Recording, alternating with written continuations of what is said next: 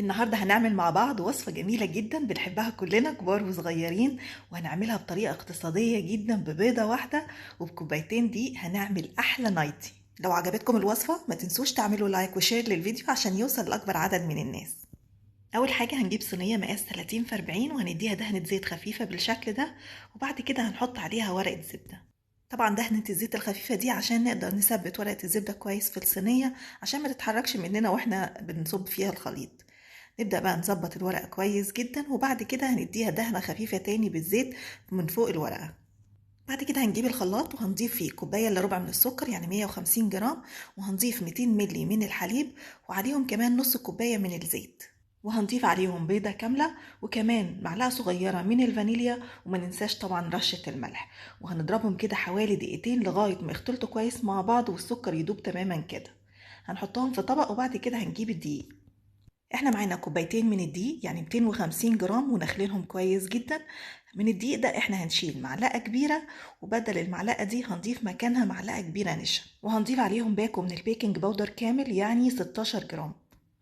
هنقلبهم كويس قوي مع بعض، وبعد كده هنضيفهم على خليط السوائل اللي احنا كنا محضرينه من قبل كده. هنقلبهم بقى كويس جدا مع بعض كده بالمضرب اليدوي لغاية ما الدقيق ما بيختفي، والخليط بتاعنا يبقى ناعم كده وكريمي وما فيهوش اي تكتلات. اصل الوصفة دي بتتعمل ب3 بيضات بس، عشان احنا عاملينها ببيضة واحدة هنعمل تركة كده تخليها اسفنجية اكتر. ان احنا هنضيف 50 ملي من الحليب يكون سخن يعني مش بيغلي، لا يكون بس اكتر من دافي بشوية، وهنقلبهم كويس كده مع الخليط، وهيبقى معانا الخليط بتاعنا سايل شوية بالشكل اللي انتوا شايفينه. طبعا عشان انواع الدقيق بتختلف، ممكن تحتاجوا معلقة زيادة او معلقة اقل، المهم توصلوا للقوام اللي انتوا شايفينه ده في الفيديو. فممكن ال50 ملي اللبن التانيين اللي هم تقريبا يعملوا حوالي ربع كوباية تضيفوهم بالتدريج لغاية ما توصلوا للقوام ده. لو ضفتوهم كلهم وكان القوام اتقل من كده ضيفوا معلقة تانية من الحليب. بعد كده هناخد 3 معالق من الخليط ده، وهنضيف عليه معلقة صغيرة من الكاكاو الخام الغير محلى ومعلقة من اللبن، ونقلبهم مع بعض كويس لغاية ما يبقى مفيش أي تكتلات. وهنستخدم الخليط ده عشان نزين الكيك من فوق، وممكن نستغنى عن الخطوة دي ونزين الكيك بعد كده بصوص شوكولاتة أو صوص كراميل. هنصب بقى خليط الكيك في الصينية ونوزعه كويس جدا. طبعا هي بتبان ان الطبقة رقيقة كده، بس هو لما هيستوي هيبقى الارتفاع بتاعه كويس جدا، لان احنا لسه هنحشيها وهيبقوا طبقتين على بعض، فهيبقى الارتفاع بتاعها مظبوط. اهم حاجة بس ان احنا نحاول نفردها بالتساوي على قد ما نقدر في الصينية كلها، وكمان نخبط الصينية خبطتين 3 كده عشان لو في اي فقاعات هوا زيادة تخرج منها.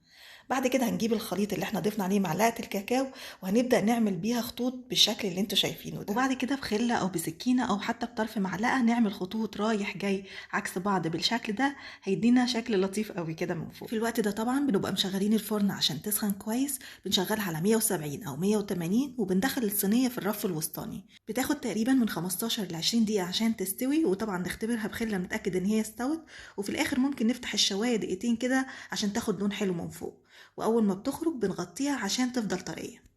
شايفين بقى الكيكة طرية جدا، بصوا لما تمسكوها يعني طرية خالص.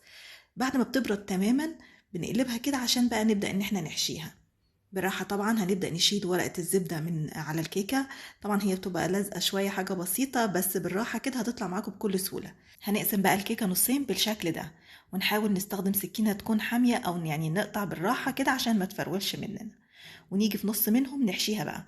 ممكن مربى، اي نوع مربى انتوا تحبوه، ممكن كمان نحشيها بجناش شوكولاته بتبقى تحفه، او كمان ممكن بصوص الكراميل. طبعا كميه الحشوه دي بترجع لذوقكم، يعني انتوا عايزينه كتير او قليل، بس يعني الكميه اللي انا حطاها دي كانت مناسبه جدا عشان ما يبقاش مسكر بزياده. بعد كده هناخد الجزء الاولاني ونقلبه كده على الجزء التاني. الكيكه طريه وحلوه جدا معانا ما بتتقطعش، فهي كده دليل ان هي ناجحه جدا. ممكن بقى نساوي الأطراف بالشكل ده، يعني نشيل الأطراف الزيادة عشان يبقى شكل القطع بتاعتنا متساوي جدا، أو ممكن نسيبها عادي، يعني ده حسب ذوقك الشخصي. عشان تحافظوا على الكيكة تفضل طرية، لو مش هتتاكل كلها في نفس الوقت لازم تغطوها بكيس بلاستيك أو تحطوها جوه علبة وتقفلوا عليها عشان تفضل طرية معاكم. بعد ما سوينا الأطراف هنقطعها بقى بالطول وبالعرض بالحجم اللي احنا عايزينه. المفروض المقدار ده هيعمل معاكم من 10 ل 12 واحدة حسب طبعا الحجم اللي انتوا بتقطعوا بيه.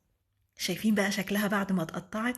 بجد لذيذ جدا، كأنها قطع جاهزة بالظبط، وتحسوها من فوق كده بتلمع كأنها مدهونة في حاجة، بس هي مش مدهونة بأي حاجة، وطرية جدا في ايدي. حاولت اقربها للكاميرا على قد ما اقدر عشان اوريكم قد ايه هي المسام بتاعتها صغيرة، وقد ايه هي طرية وسفنجية كده وجميلة جدا. بس طبعا لو سألتوني هي بالظبط زي اللي بتكون معمولة بثلاث بيضات هقول لكم لا طبعا، القوام طبعا بتاع الكيكة بيبقى مختلف، لان اللي بتبقى معمولة بثلاث بيضات بيبقى قوام الكيكة اقرب شوية للي هي السبونج كيك، فهي بتبقى اخف من كده شوية. ولكن الكيكة دي بجد لذيذة جدا وجميلة قوي، يعني مش لازم نقارنها بحاجة تانية، هي حلوة قوي وطرية وطعمها حلو قوي وعجبت كل اللي في البيت عندي، وهي خلصت، انا عاملاها امبارح وخلصت النهاردة. اتمنى انكم تجربوا الوصفة وتقولوا لي رأيكم فيها ايه، وهستنى صور تطبيقاتكم على صفحتنا على الفيسبوك. وبالهنا والشفا مقدما لكل اللي هيجرب الوصفة، واشوفكم على خير الفيديو الجاي.